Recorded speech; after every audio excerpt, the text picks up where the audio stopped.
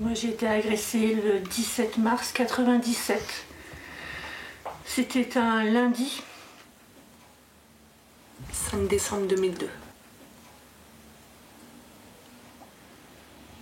27 août 97.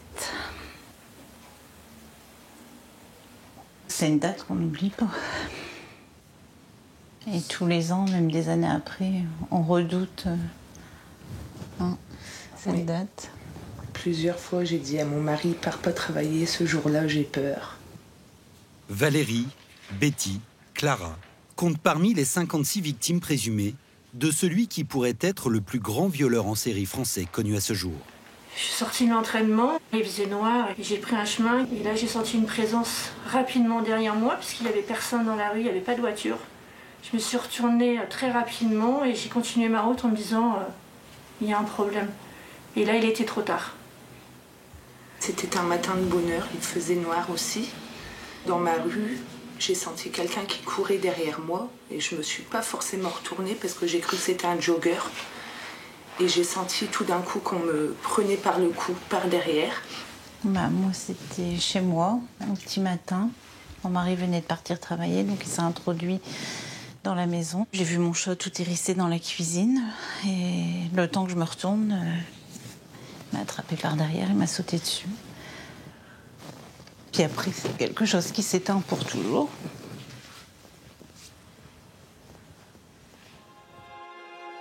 Dino Scala aurait agressé, violé pendant 30 ans dans un rayon de 15 km entre le nord de la France et la Belgique, sans jamais rien laisser paraître de sa double personnalité. Jamais un mot de travers, jamais une remarque déplacée, graveleuse, ou jamais. Personne ne pouvait imaginer que c'était lui. Personne. Tous les jours, il venait voir sa maman, il passait, il faisait les petits travaux qu'il y avait à faire, les tâches ménagères, dirons-nous. Mais il rendait service à tout le monde, il faisait des petites tâches pour tout le monde, c'était quand même pratiquement un boy scout. C'est quelqu'un qui a vraiment une facette extrêmement bienveillante. Et de l'autre côté, vous avez vraiment ce personnage noir qu'aucune femme au monde ne souhaite rencontrer. Le visage sombre de cet homme marié, père de 5 enfants, va être révélé au grand jour lorsqu'en 2018, Dino Scala commet sa première erreur de prédateur sexuel qui aboutira à son arrestation. Peu avant 7 h du matin, le 5 février, à Erquelines en Belgique, Dino Scala se gare dans le fond de ce parking, près de ce passage troué dans la haie, qui rejoint la voie de chemin de fer. Il a repéré que chaque matin, une lycéenne l'emprunte pour prendre le bus. Laurine, 15 ans, a ses écouteurs sur les oreilles, le regard vers le sol, quand elle voit une ombre surgir de la haie et sent quelqu'un lui tirer les cheveux violemment en arrière et lui serrer le cou. Une agression sexuelle violente que l'adolescente raconte aux policiers 1 heure plus tard. Il m'a dit « Viens par là » et m'a poussé contre un arbre. Il a dit « Je ne vais pas te faire de mal, j'en ai juste besoin, je veux te toucher ». Je me suis débattue et j'ai commencé à crier. Il a dit « Ferme ta putain de gueule ». Il a sorti un couteau et l'a posé sur mon cou. Il a passé sa main sous mes vêtements et m'a touché les seins sous mon soutien-gorge. Pendant les 8 minutes que dure son calvaire, Laurine ne verra jamais le visage de son agresseur. Dino Scala remonte dans sa voiture et part travailler de l'autre côté de la frontière, en France, à quelques centaines de mètres de là. Il ne le sait pas encore, mais son véhicule a été filmé par les caméras de vidéosurveillance. Sur les images, les policiers identifient une 206 grise et une partie de la plaque d'immatriculation sur laquelle ils peuvent lire 128C. Dans le fichier, 300 véhicules correspondent, mais la voiture filmée a un choc à l'avant droit et un enjoliveur manquant. Une surveillance est mise en place. Les policiers repèrent la voiture 2 semaines plus tard sur le parking de l'usine Gemont Électrique, l'entreprise où Dino Scala est chargé de la maintenance. Il est arrêté le 26 février 2018, au petit matin, dans le village de Pont-sur-Sambre, où il habite avec sa seconde femme et leurs 3 enfants. Il vient de sortir de chez lui. Dans la voiture, les policiers retrouvent une cordelette, un bonnet et des mitaines. Placé en garde à vue dans les locaux de la police judiciaire de Lille, Dino Scala reconnaît l'agression sexuelle de Laurine. Grâce à son ADN et son mode opératoire, il est aussi confondu dans une vingtaine d'autres faits similaires commis dans la région. Au lendemain de son arrestation, dans son village, c'est la sidération. Michel Détré, le maire de Pont-sur-Sambre, en est encore abasourdi. Oui, on tombe de haut, de très haut même. Gens on a du mal à le croire encore à l'heure actuelle, malgré le déroulement de l'enquête, quoi. On va aller voir s'ils ont trouvé des dossiers. Michel Détré est d'autant plus touché que Dino Scala était un ami proche depuis plus de 20 ans. Est-ce que vous avez trouvé quelque chose, mesdames? Une photo. Une photo? Oui. Ils avaient en commun Ici, là, voilà. la passion du football. Ah, ça devait être après une victoire, ça. J'ai l'air bien content, là. 3e mi-temps, invitation chez l'un et chez l'autre. Monsieur le maire estimait beaucoup ce Pontois très actif dans la vie associative, toujours prêt à rendre service. Comme tous ses proches, il a l'impression d'avoir été trahi. Je voyais mon fils, là, c'est pareil. Mon fils l'a connu. Bon, il est surpris également. Il est choqué, quoi, comme tous les enfants qui ont joué avec lui, quoi. Voilà. Excusez-moi, mais... Ah, je pense à tout ça, ouais. Un beau moment qu'on a vécu ensemble, quoi. Au fil des auditions, Dino Scala se dévoile. Jusque-là inconnu de la justice, il avoue de plus en plus de faits. Au final, les enquêteurs lui attribuent 56 agressions sexuelles, tentatives de viol et viols. Son premier passage à l'acte daterait de 1988. Il avait 27 ans. Vous avez des périodes sur lesquelles il agressait de manière régulière et puis parfois pendant plusieurs années il ne commettait aucun fait. Vous avez effectivement quelqu'un qui l'admet, c'est vraiment quelqu'un qui recherchait cette traque, cette répétition, avait ses pulsions. Alors ce qu'il explique, c'est que parfois il arrivait effectivement à renoncer, c'est-à-dire à se contrôler, à résister à la pulsion, et parfois il n'y parvenait pas, et c'est à ce moment-là qu'il y avait effectivement des agressions. Son mode opératoire est bien connu des enquêteurs. Pendant 3 décennies, il l'avait surnommé le violeur de la Sambre. Après avoir repéré ses victimes, leurs habitudes, leurs trajets, il les agresse le plus souvent l'hiver, au petit matin. Il neutralise les femmes par derrière, les frappe avant de les agresser sexuellement ou de les violer.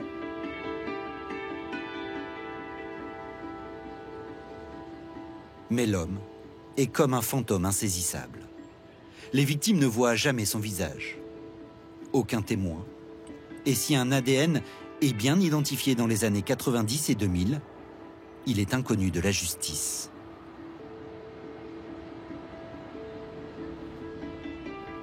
Incarcéré depuis son interpellation il y a 4 ans, Dino Scala écrit beaucoup, notamment à une visiteuse de prison agrégée de psychologie, en qui il a confiance. Elle essaie de comprendre les raisons qui ont poussé l'homme à passer à l'acte. Elle nous a laissé consulter les nombreux courriers. Je voyais bien que quelque chose ne tournait pas rond chez moi. J'aurais voulu en parler à quelqu'un, mais ce n'est pas une chose facile. J'ai bien pensé aller voir un médecin ou même un juge, mais il faut oser franchir le pas. Cela m'arrive par périodes incontrôlables, toujours le matin. Pourquoi, je ne sais pas. C'est comme si une autre personne était en moi. Ce qui me rassure, c'est qu'en dehors de ces périodes de folie, si on peut appeler ça comme ça, quand je me retrouve avec des copines ou que je parle avec toi, je n'ai aucune mauvaise intention dans ma tête. Dino Scala aurait-il pu être arrêté plus tôt? Selon certains, des décisions prises lors de cette enquête sont en tout cas discutables.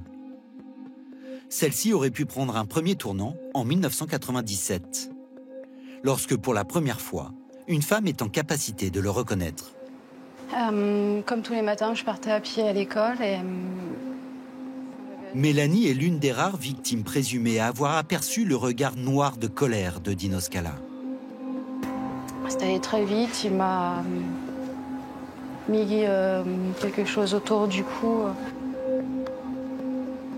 Je ne sais plus si c'est une espèce de bandana ou une cordelette, mais j'ai le souvenir que donc ma tête a basculé en arrière et j'ai pu le voir.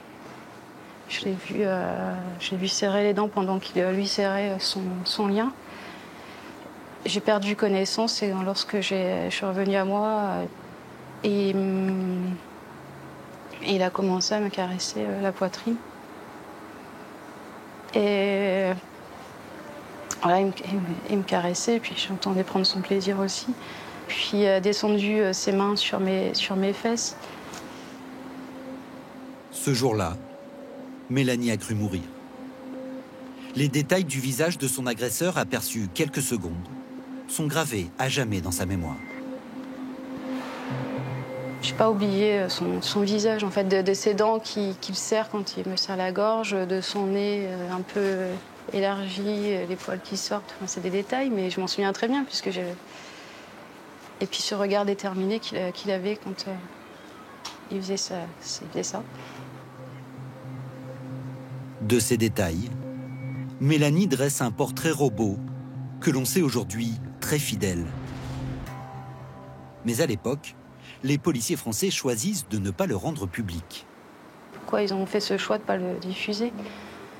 Je peux comprendre que c'était pour pas qu'il fuit, mais finalement, il n'était pas loin. Et il y a eu, je ne sais pas combien de personnes après moi.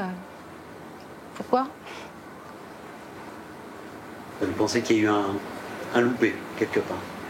Oui, mais on fera pas l'histoire. C'est trop tard. Romuald Müller, aujourd'hui directeur de la police judiciaire de Lille et responsable de ce dossier à l'époque des faits, justifie ce choix. L'intérêt d'un portrait robot, c'est un élément distinctif. Effectivement, une cicatrice, un lobe d'oreille particulier. On a eu des portraits robots qui ressemblaient un petit peu à Monsieur Tout-le-Monde. Jusqu'en 2018, Dino Scala mène tranquillement ses activités professionnelles, s'investit dans les associations sportives et devient même président du club de football de son village. Monsieur Tout-le-Monde la journée, prédateur sexuel au petit matin. Il avouera plus tard trouver sa jouissance dans la traque de ses victimes et l'effroi dans leur regard lors des agressions. Entre janvier et février 2002, il aurait sévi 3 fois sur la seule commune de Louvroil, située à une dizaine de kilomètres de chez lui. Alors Michel, t'es revenu? Pendant plus d'1 an, Michel Rémy n'est pas sortie de chez elle. Elle a perdu tous ses cheveux. Michel est là. Peu avant 7 heures, le matin du 8 février 2002. Dino Scala est caché dans un coin du gymnase et surprend Michel, cet employé municipal qui s'apprête à faire le ménage. Il m'a attrapé mon cou, il m'a mis ma tête et mon cou là, à son bras, et de l'autre main, il me tirait comme ça, par les cheveux. Tu vas fermer ta gueule, qu'il me disait, puis me donnait des coups de poing et des gifles. Mais des coups de poing, je l'ai eu, parce que ma tête, elle me faisait ainsi avec les gifles. Moi, à un moment donné, je savais plus où j'étais. Hein. Il force Michel à se déshabiller et s'apprête à la violer quand une autre employée municipale arrive dans le gymnase. C'est vrai, il y avait un couteau. Son agresseur prend alors la fuite. Préjudice corporel, oui. À l'époque, Annick Matiguello, la maire du village et amie de Michel, veut à tout prix mettre en garde sa population. Où il y a un danger repéré, il faut communiquer au commissariat en disant bon, nous on connaît les recoins. Hein. En 2002, elle fait venir la presse à Louvroil. Je préfère moi donner l'information telle qu'elle est, à partir de la vérité, du concret, et ça va peut-être éliminer une forme de psychose. Mais son initiative n'aurait pas été du goût des autorités judiciaires. Aujourd'hui encore, elle éprouve de la colère envers ceux qui, à l'époque, lui ont caché l'existence du portrait robot. Vous l'auriez diffusé, vous, le portrait robot? Un peu, oui. Un peu. Et je suis sûre que, comme il allait au foot régulièrement avec son équipe à Louvroil, dans le sport, je pense que ça aurait fait tache d'huile. On l'aurait reconnu. Mais non, on a été complètement écartés de cette enquête, et volontairement. Pourquoi volontairement? Fallait pas qu'on parle.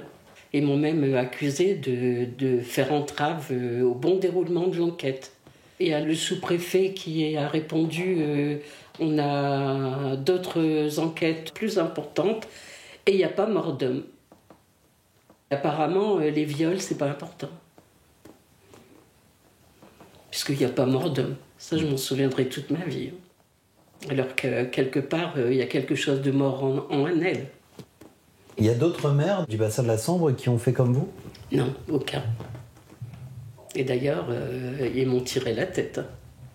Pourquoi? Oui. Parce que ça nuisait à l'image de la Sambre. Il y a même un maire qui a dit à une victime de se taire, parce que pour l'image du territoire et pour l'immobilier, ça craignait. Et l'après-midi, il lui a envoyé un bouquet de fleurs. Le cynisme absolu. Et elle n'a jamais parlé. Pas de portrait robot, mais un battage médiatique. À Louvroil, Dino Scala aurait-il senti les taux se resserrer? Dans la région, les agressions cessent. En réalité, elles continuent, mais à 25 km de là, de l'autre côté de la frontière en Belgique, où personne n'a jamais entendu parler du violeur de la Sambre. En 2004, Didier Blaise est le chef de la brigade criminelle d'Erqueline. Et il lui faudra presque 3 ans avant de comprendre qu'il a affaire à un violeur en série. Le tout premier fait est une agression sexuelle qui se passe sur la voie publique, mais aucune corrélation ne pouvant être faite avec d'autres faits, c'est resté un fait isolé. Puis début 2005, un autre fait a été commis, mais il avait été considéré comme un vol avec violence, du fait que l'individu, l'auteur des faits, s'était emparé d'une petite somme d'argent.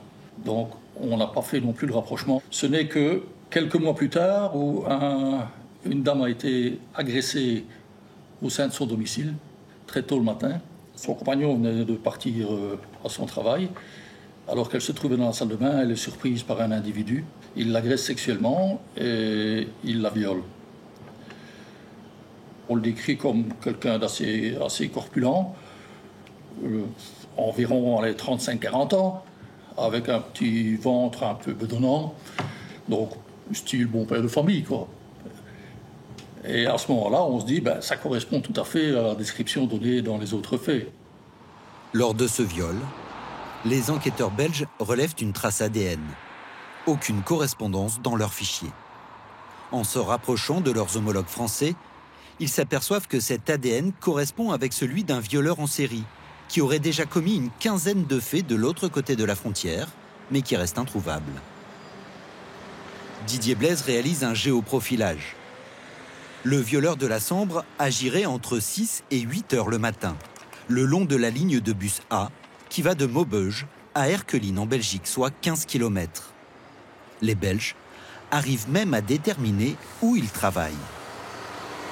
Sur base de la description donnée par les victimes, le décrivant comme une personne ayant une odeur particulière, comme une odeur d'huile brûlée ou de poussière de métaux, etc., nous en avons déduit qu'il était possible qu'il travaille dans une usine des environs. Et il appert que sur Jeumont, il y a une entreprise. Nous prenons contact, officieusement bien sûr, avec le responsable du personnel pour voir un petit peu, essayer d'obtenir des listes de personnel. Le problème, c'est qu'un nom sans photographie, ça ne nous avançait pas à grand-chose, puisqu'on n'avait pas accès aux banques de données françaises. Donc, Le violeur de la Sambre agressera encore une dizaine de victimes avant d'être arrêté. Les psychiatres attribuent à Dino Scala une intelligence supérieure à la moyenne, souhaitant constamment attirer l'attention à lui. Un homme aux tendances paranoïaques, animé d'une rage narcissique. Dans ses lettres à la visiteuse de prison, il parle de son incarcération comme d'un soulagement. Maintenant que la machine est arrêtée, ça va. Je suis bien. Je n'ai jamais été aussi calme que maintenant. Les gens pensent-ils que l'on devient ce que je suis du jour au lendemain, comme ça, d'un claquement de doigts? Les gens pensent-ils qu'une fois après avoir agressé quelqu'un, on se dit ou on pense « vivement la prochaine » Non. La première question que l'on se pose est « pourquoi » Pourquoi avoir recommencé et ne pas avoir su résister? Et c'est là que l'on se dégoûte, que l'on a envie de mourir, de se foutre sous un camion ou sous un train. J'avais deux solutions, soit je me faisais arrêter, soit je me suicidais. L'endroit où j'y ai le plus pensé, c'est à l'usine, dans la nacelle. Si tu savais le nombre de fois où je m'arrêtais là-haut et que je regardais en bas en me disant « tu détaches ton harnais et tu sautes ». En plus, personne n'est au courant, tout le monde dira que c'est un grand malheur. Et tout est fini. Patrick, qui a travaillé avec Dino Scala plus de 10 ans, va de temps en temps le voir au parloir. Une démarche entreprise par cet ingénieur au début de son incarcération. Lui aussi aimerait comprendre comment ce collègue, toujours courtois, a pu commettre de telles atrocités. Il y a sûrement des raisons dans son passé, dans son enfance, qui peuvent non pas justifier, parce que c'est injustifiable, mais qui peuvent expliquer peut-être qu'est-ce qui s'est passé. Car pendant toutes ces années, la famille Scala aurait dissimulé de lourds secrets dans cette campagne du nord de la France où tout le monde se connaît. Dino Scala a grandi à Boussières-sur-Sambre. Il est le 4e d'une fratrie de 5, menée d'une main de fer par son père, Jean Scala, aujourd'hui décédé. Je me souviens très bien des scènes de ménage à la maison où mon père bousculait ma mère en la traitant de poufiasse et autres. Nous étions 3 à lui sauter dessus pour qu'il arrête. Qui était là? Moi et mes 2 connards de frères.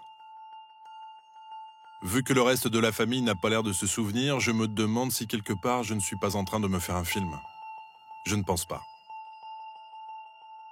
Il y a des choses, des images que j'ai en moi et qui pour l'instant ne peuvent pas sortir. J'espère qu'à l'avenir j'arriverai à me débarrasser de ça. Même si je sais que certaines choses resteront gravées dans ma tête, jusqu'à la fin. Des situations encore inavouables, pendant mon adolescence, de 12 à 18 ans.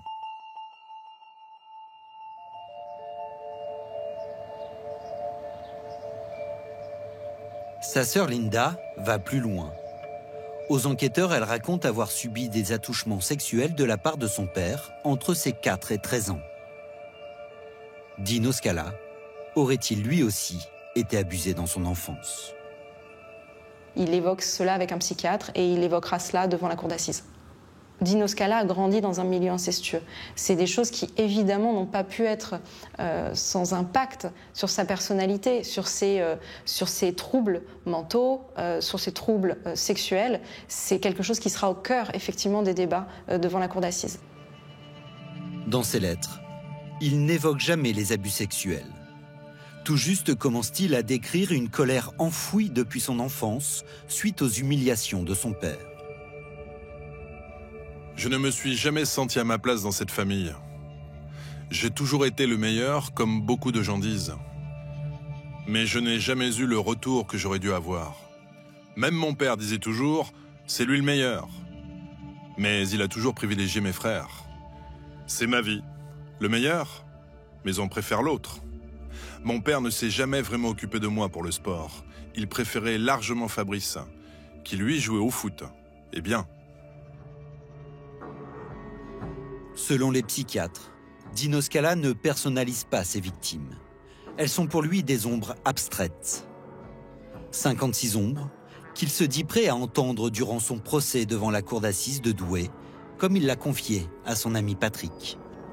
Il va retrouver ses victimes, il va les voir, les revoir, et dans un cadre autre. Et donc forcément, pour lui, ça va lui sauter à la figure, ça c'est sûr. Mais en même temps, ce qu'il a fait, il l'a fait. Donc voilà, c'est nécessaire, de toute façon.